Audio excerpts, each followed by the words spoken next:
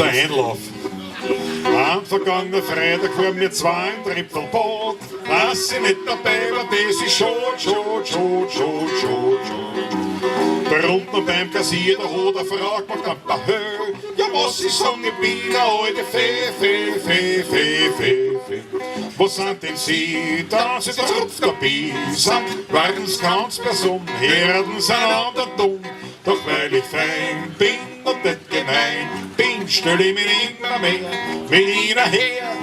Sie glauben, wir sind noch in einem Vogelhäusl sitzen, ihnen zerschwach, Frau tyrannisieren. Jetzt halt's mich zurück, sonst komm ich noch in Hitzen. Und durch den Karten bin ich noch eine Schmier.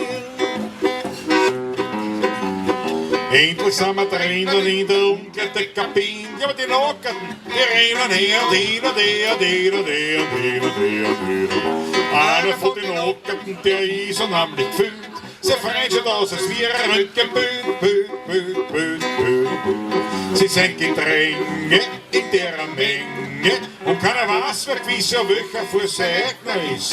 Sie ist wie ein neues Haus mit Singenstuhl, außer unser Nebenmann, der zieht uns wieder an.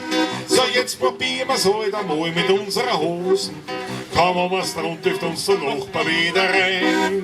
Wir kriegen einen Zorn muss dann großen. Und den Zampen ins Boot hinein. Der Gefühlte, der Container, steckt mitten auf den Saft. Da links der Katz am hier, der ist paff.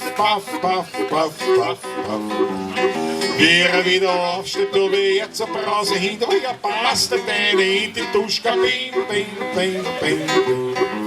in der nächsten Klause unter der Brause, da redet das Röntgenbild, grad hin und her wie wild.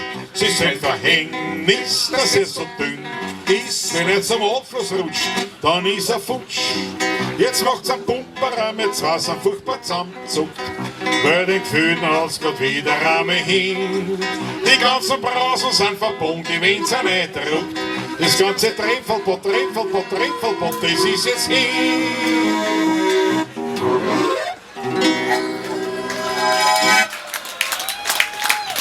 Jawohl, danke schön. Danke vielmals.